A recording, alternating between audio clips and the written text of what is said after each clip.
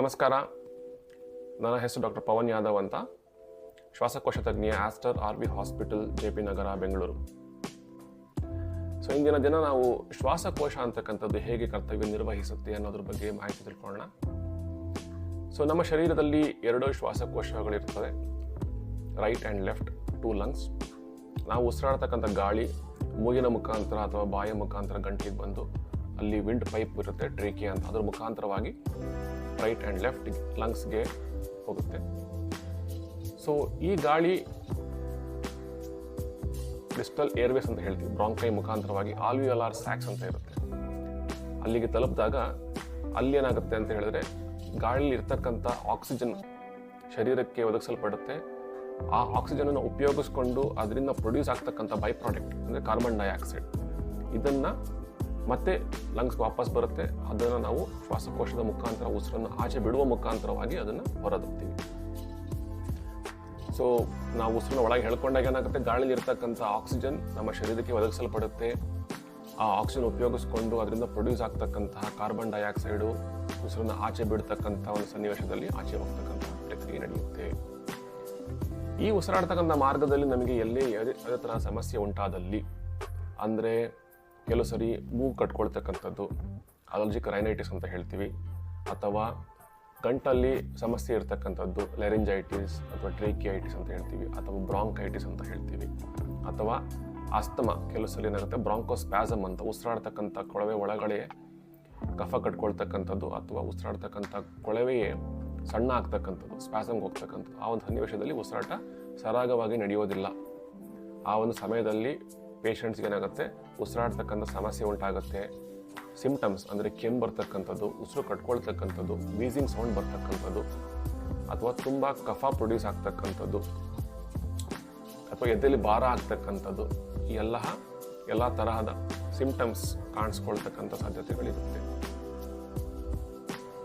So ಈ ಒಂದು ಸನ್ನಿವೇಶದಲ್ಲಿ ಈ ಥರ ಒಂದು ಸಿಂಪ್ಟಮ್ಸ್ ಹಲವಾರು ತಿಂಗಳುಗಳಿಂದ ವರ್ಷಗಳಿಂದ, ಜೊತೆಗೆ ಒಂದು ಹೆರಿಡಿಟರಿ ಅಥವಾ ಫ್ಯಾಮಿಲಿಯಲ್ಲಿ ಕೂಡ ಇದ್ರ ಬಗ್ಗೆ ಹಿಸ್ಟ್ರಿ ಇದೆ ಅಂತ ಆದಾಗ ಲಾಂಗ್ ಟರ್ಮ್ ಸಮಸ್ಯೆಗಳಿರಬಹುದಾ, ಹೇಗೆಂದರೆ ಆಸ್ತಮಾ ಇರಬಹುದಾ, ಅಲರ್ಜಿ, ಬ್ರಾಂಕೈಟಿಸ್, ಈ ಥರ ಸಮಸ್ಯೆಗಳಿರಬಹುದಾ ಅನ್ನೋ ಬಗ್ಗೆ ವಿಚಾರ ಮಾಡಿ ಅದ್ರ ಬಗ್ಗೆ ಹಲವಾರು ಟೆಸ್ಟ್ಸ್ಗಳನ್ನ ಮಾಡಿ ಕನ್ಫರ್ಮ್ ಮಾಡಿಕೊಂಡು ಅದಕ್ಕೆ ನಾವು ಲಾಂಗ್ ಟರ್ಮಲ್ಲಿ ಇದು ಮತ್ತೆ ಪುನಃ ಮರುಕಳಿಸದ ಹಾಗೆ ಏನೇನು ನಾವು ಸ್ಟೆಪ್ಸ್ಗಳನ್ನ ತಗೊಬೇಕು ಅನ್ನೋದ್ರ ಬಗ್ಗೆ ವಿಚಾರ ಮಾಡಬೇಕಾಗಿ ಬರುತ್ತೆ.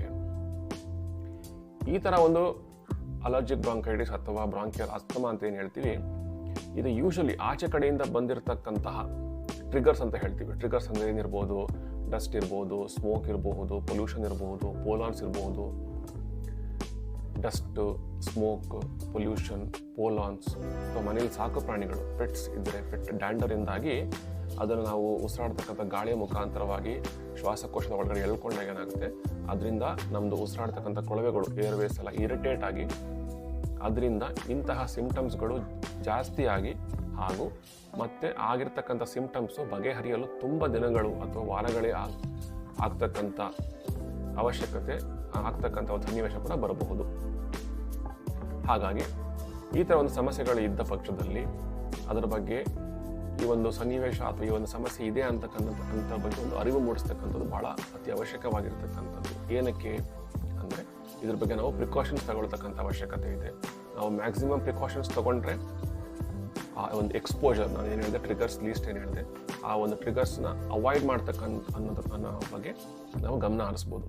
ಆ ಟ್ರಿಗರ್ಸ್ನ ನಾವು ಅವಾಯ್ಡ್ ಮಾಡಿದ್ರೆ ಅದರಿಂದ ಆಗ್ತಕ್ಕಂಥ ಸಿಂಪ್ಟಮ್ಸ್ನ ಕೂಡ ನಾವು ಆದಷ್ಟು ಮಟ್ಟಿಗೆ ನಾವು ಕಡಿಮೆ ಮಾಡಬಹುದು, ಹಾಗೂ ಕೆಲವು ಸನ್ನಿವೇಶಗಳಲ್ಲಿ ಸಂಪೂರ್ಣವಾಗಿ ಸ್ಟಾಪ್ ಕೂಡ ಮಾಡಬಹುದು. ಸೊ ಈ ಒಂದು ಆಸ್ತಮಾ ಅಥವಾ ಅಲರ್ಜಿಕ್ ಬ್ರಾಂಕೈಟಿಸ್ ಅಂತಕ್ಕಂಥ ಒಂದು ಸಮಸ್ಯೆಗೆ ಮೊದಲನೇ ಪರಿಹಾರ ಬಂದ್ಬಿಟ್ಟು ಯಾವ ಸಮಸ್ಯೆಯಿಂದ ನಮಗೆ, ಯಾವ ಟ್ರಿಗರ್ಸಿಂದ ನಮಗೆ ಇದನ್ನು ಪದೇ ಪದೇ ಆಗ್ತಾ ಇದೆ ಅಂತಕ್ಕಂಥದ್ದನ್ನು ಐಡೆಂಟಿಫೈ ಮಾಡಿ ಅದನ್ನು ನಮ್ಮ ಸರೌಂಡಿಂಗ್ಸಿಂದ ಐಸೋಲೇಟ್ ಮಾಡ್ತಕ್ಕಂಥದ್ದು ಅತಿ ಅವಶ್ಯಕವಾಗಿರತಕ್ಕಂತಹ ಮಾಹಿತಿ. ಎರಡನೇದು ಬಂದ್ಬಿಟ್ಟು ನಮ್ಮ ಇಂಟರ್ನಲಿ ನಮ್ಮ ರೋಗ ನಿರೋಧಕ ಶಕ್ತಿ ಅಥವಾ ನಮ್ಮ ಇಮ್ಯುನಿಟಿಯನ್ನು ಆದಷ್ಟು ಇಂಪ್ರೂವ್ ಮಾಡ್ಕೊಳ್ತಕ್ಕಂಥದ್ದು, ಅಂದರೆ ರೆಗ್ಯುಲರ್ ಎಕ್ಸಸೈಸ್ ಮಾಡ್ತಕ್ಕಂಥದ್ದು, ಹಾಗೂ ಹೆಲ್ತಿ ಲೈಫ್ ಸ್ಟೈಲ್ಸ್ ಅಂತ ಹೇಳ್ತೀವಿ, ಗುಡ್ ಹೈಡ್ರೇಷನ್ ಅಥವಾ ಆರೋಗ್ಯಕರವಾಗಿರ್ತಕ್ಕಂತಹ ಊಟದ ಪದ್ಧತಿ, ಊಟ ಶೈಲಿಯನ್ನು ಪಾಲಿಸ್ತಕ್ಕಂಥದ್ದು, ಸೊ ಇದೆಲ್ಲ ಅತಿ ಅವಶ್ಯಕವಾಗಿರ್ತಕ್ಕಂಥದ್ದು. ಸೊ ಒಂದು trigger avoidance, second good healthy life style and active life style with healthy exercises, and third thing is medications. ಇದೆಲ್ಲ ಫಾಲೋ ಮಾಡಿದ್ರೂ ಕೂಡ ನಮಗೆ ಸಿಂಪ್ಟಮ್ಸ್ ಪದೇ ಪದೇ ಬರ್ತಾ ಇದೆ ಅಂತ ಹೇಳಿದ್ರೆ ಅದನ್ನು ತಡೆಗಟ್ಟಲು ಲಾಂಗ್ ಟರ್ಮಲ್ಲಿ ಕೆಲವು ಮೆಡಿಕೇಷನ್ಸ್ ಅಂತ ಹೇಳ್ತೀವಿ ನಾವು. ಫಾರ್ ಎಕ್ಸಾಂಪಲ್ ಇನ್ಹೇಲರ್ ಥೆರಪಿಯಲ್ಲಿ ಕಂಟ್ರೋಲರ್ ಇನ್ಹೇಲರ್ಸ್ ಥೆರಪೀಸ್ ಅಂತ ಹೇಳ್ತೀವಿ. ಈ ಕಂಟ್ರೋಲರ್ ಇನ್ಹೇಲರ್ಸ್ ಏನು ಮಾಡುತ್ತೆ ಅಂತ ಹೇಳಿದ್ರೆ ಪದೇ ಪದೇ ಈ ಥರ ಸಿಂಪ್ಟಮ್ಸ್ ಜಾಸ್ತಿ ಆಗೋದನ್ನು ಅವಾಯ್ಡ್ ಮಾಡಲಿಕ್ಕೆ ಅದು ನಮಗೆ ಹೆಲ್ಪ್ ಮಾಡುತ್ತೆ, ಸಹಾಯ ಮಾಡುತ್ತೆ. ಹಾಗಾಗಿ ಇಂಥ ಇನ್ಹೇಲರ್ಸ್ನ ನಾವು ಯಾವ ಥರ ಉಪಯೋಗಿಸ್ಬೇಕು ಅಂತಕ್ಕಂಥ ಒಂದು ಟೆಕ್ನಿಕ್ ಕೂಡ ಭಾಳ ಇಂಪಾರ್ಟೆಂಟ್ ಆಗಿರುತ್ತೆ. ಈ ಒಂದು ಇನ್ಹೇಲರ್ಸ್ನ ನಿಮಗೆ ಯಾರೇ ಡಾಕ್ಟರ್ಸ್ ಪ್ರಿಸ್ಕ್ರೈಬ್ ಮಾಡಿದ್ರೆ ಅದನ್ನು ಉಪಯೋಗಿಸ್ತಕ್ಕಂಥ ಪ್ರಕ್ರಿಯೆ ಹಾಗೂ ಸ್ಟೆಪ್ಸ್ ಏನಿದೆ, ಟೆಕ್ನಿಕ್ ಏನಿದೆ ಅನ್ನೋದನ್ನು ಕರೆಕ್ಟಾಗಿ ನೀವು ಫಾಲೋ ಮಾಡಬೇಕಾಗುತ್ತೆ. ಕೆಲವು ಸರಿ ಇನ್ಹೇಲರ್ಸ್ನ ಡೈರೆಕ್ಟಾಗಿ ಯೂಸ್ ಮಾಡ್ತೀವಿ, ಕೆಲವೊಮ್ಮೆ ಸ್ಪೇಸರ್ ಮುಖಾಂತರವಾಗಿ ಇನ್ಹೇಲರ್ ಯೂಸ್ ಮಾಡ್ತೀವಿ, ಅಥವಾ ಕೆಲವು ಡ್ರೈ ಪೌಡರ್ ಇನ್ಹೇಲರ್ಸ್ ಅಂತ ಹೇಳ್ತೀವಿ, ಅದನ್ನು ನಾವು ಕ್ಯಾಪ್ಸೂಲ್ ಹಾಕಿ ಹೇಳ್ಕೊಳ್ತಕ್ಕಂಥದ್ದು ಇರುತ್ತೆ. ಅದ್ರ ಬಗ್ಗೆ ಮತ್ತೊಮ್ಮೆ ವಿಚಾರ ಮಾಡೋಣ. ಸೊ ಈ ಇನ್ಹೇಲರ್ಸ್ ಅಥವಾ ಪ್ರಿಸ್ಕ್ರೈಬ್ ಮೆಡಿಕೇಷನ್ಸ್ನ ನೀವು ರೆಗ್ಯುಲರ್ ತೊಗೊಳ್ತಾ ಇರಬೇಕಾಗಿ ಬರುತ್ತೆ. ಇದು ಮೂರನೇ ಸ್ಟೆಪ್. ನಾಲ್ಕನೇ ಸ್ಟೆಪ್ ಬಂದ್ಬಿಟ್ಟು ನಿಮಗೆ ರೆಗ್ಯುಲರ್ ಫಾಲೋಅಪಲ್ಲಿ ಇರ್ತಕ್ಕಂಥದ್ದು. ನಿಮಗೆ ಸಿವಿಯರ್ ಸಿಂಪ್ಟಮ್ಸ್ ಇದ್ದಂತಹ ಪಕ್ಷದಲ್ಲಿ, ಪದೇ ಪದೇ ಸಿಂಪ್ಟಮ್ಸ್ ಬರ್ತಕ್ಕಂತಹ ಸನ್ನಿವೇಶದಲ್ಲಿ ನಿಮ್ಮ ಒಂದು ಡಾಕ್ಟರ್ಸ್ ಅಥವಾ ಲಂಗ್ ಸ್ಪೆಷಲಿಸ್ಟ್, ಪಲ್ಮನಾಲಜಿಸ್ಟ್ ಹತ್ರ ರೆಗ್ಯುಲರ್ ಫಾಲೋಅಪಲ್ಲಿ ಇರ್ತಕ್ಕಂಥದ್ದು ಅತಿ ಅವಶ್ಯಕವಾಗಿರ್ತಕ್ಕಂಥದ್ದು. ಏನಕ್ಕೆ ಅಂತ ಹೇಳಿದ್ರೆ ಕೆಲವೊಮ್ಮೆ ಈ ಅಸ್ತಮಾ ಅಂತಕ್ಕಂಥದ್ದು ಸಿವಿಯರ್ ಫಾರ್ಮಲ್ಲಿ ಕೂಡ ಪ್ರೆಸೆಂಟ್ ಆಗ್ಬೋದು. ಅದಕ್ಕೆ ನಾವು ಡಿಫಿಕಲ್ಟ್ ಟು ಟ್ರೀಟ್ ಅಸ್ತಮಾ ಅಥವಾ ಸಿವಿಯರ್ ಅಸ್ತಮಾ ಅಂತ ಹೇಳ್ತೀವಿ. ಆ ಒಂದು ಪಕ್ಷದಲ್ಲಿ ಅದಕ್ಕೆ ನಾವು ಇನ್ನೂ ಸಾಕಷ್ಟು ಇನ್ವೆಸ್ಟಿಗೇಷನ್ಸ್, ಸ್ಕ್ಯಾನ್ಸ್ ಅಥವಾ ಬ್ಲಡ್ ಟೆಸ್ಟ್ ಮಾಡಿಸ್ಬಿಟ್ಟು ಬೇರೆ ಏನಾದರೂ ಡಿಫ್ರೆನ್ಷಿಯಲ್ ಡಯಾಗ್ನೋಸಿಸ್ ಇರಬಹುದಾ, ಅಸ್ತಮಾದಲ್ಲಿ ಬೇರೆ ಅಸೋಸಿಯೇಟೆಡ್ ಪ್ರಾಬ್ಲಮ್ಸ್ ಇರಬಹುದಾ, ಅಥವಾ ಅಸ್ತಮನೇ ಆಗಿದ್ದರೆ ಸಿವಿಯರ್ ಫಾರ್ಮ್ ಆಫ್ ಅಸ್ತಮಾ ಆಗಿದ್ದರೆ ಅದಕ್ಕೆ ಬೇರೆ ತರಹದ ಒಂದು ಚಿಕಿತ್ಸೆ ಕೂಡ ಅವೈಲಬಲ್ ಇದೆ. ಈಗ ಮೊನೋಕ್ಲೋನಲ್ ಆಂಟಿಬಯೋಟಿಕ್ಸ್ ಅಂತ ಹೇಳ್ತೀವಿ, ಒಮೆಲಿಜುಮ್ಯಾಬ್, ಮೆಪೋಲಿಜುಮ್ಯಾಬ್, ಬೆಂಡೋಲಿಜುಮ್ಯಾಬ್ಸ್ ಅಂತ. ಆ ಒಂದು ಚಿಕಿತ್ಸೆ ನಿಮಗೆ ಸೂಕ್ತವಾಗಿರ್ತಕ್ಕಂಥದ್ದು ಅನ್ನೋದ್ರ ಬಗ್ಗೆ ವಿಚಾರ ಮಾಡಿ ಆ ಒಂದು ಚಿಕಿತ್ಸೆನ ಸ್ಟಾರ್ಟ್ ಮಾಡಿದ್ರೆ ಕೂಡ ಅದರಿಂದ ಕೂಡ ನಿಮಗೆ ಸಾಕಷ್ಟು ಅನುಕೂಲ ಆಗ್ತಕ್ಕಂಥದ್ದು. ಹಾಗಾಗಿ ಇದೆಲ್ಲ ಒಂದು ಸಾರಾಂಶವಾಗಿರ್ತಕ್ಕಂಥ ಒಂದು ಆಸ್ತಮಾ ಅಥವಾ ಅಲರ್ಜಿ ಬ್ರಾಂಕೈಟಿಸ್ ವಿಚಾರವಾಗಿ ನಾನು ನಿಮಗೆ ಇನ್ಫಾರ್ಮೇಷನ್ ಕೊಟ್ಟಿದ್ದೀನಿ. ಸೊ ಅದಕ್ಕೆ ಸಾರಾಂಶ ಅಂದರೆ ಏನಪ್ಪ ಅಂತ ಹೇಳಿದ್ರೆ, ನಾವು ಫಸ್ಟ್ ಆಫ್ ಆಲ್ ಆಸ್ತಮಾ ಅಂದರೆ ಏನು, ಲಂಗ್ಸ್ದು ಹೇಗೆ ಕರ್ತವ್ಯವನ್ನು ನಿರ್ವಹಿಸುತ್ತೆ, ಅಲರ್ಜಿ ಬ್ರಾಂಕೈಟಿಸ್ ಅಥವಾ ಆಸ್ತಮಾದಲ್ಲಿ ನಿಮಗೆ ಯಾವ ಥರ ಸಿಂಪ್ಟಮ್ಸ್ ಬರುತ್ತೆ, ಅದನ್ನು ನಾವು ಹೇಗೆ ತಡೆಗಟ್ಟಬಹುದು, ಹಾಗಾದು ಮತ್ತೆ ಮರುಕಳಿಸ್ತಲೇ ಇರೋ ಥರ ಯಾವ ಥರ ಪ್ರಿಕಾಷನ್ಸ್ ತೊಗೊಬೇಕು, ಹಾಗೂ ಯಾವ ಥರ ಟ್ರೀಟ್ಮೆಂಟ್ ನಾವು ಫಾಲೋ ಮಾಡಬೇಕು ಅನ್ನೋದ್ರ ಬಗ್ಗೆ ವಿಚಾರ ತಿಳಿಸ್ಕೊಡ್ತೀನಿ. ಧನ್ಯವಾದಗಳು.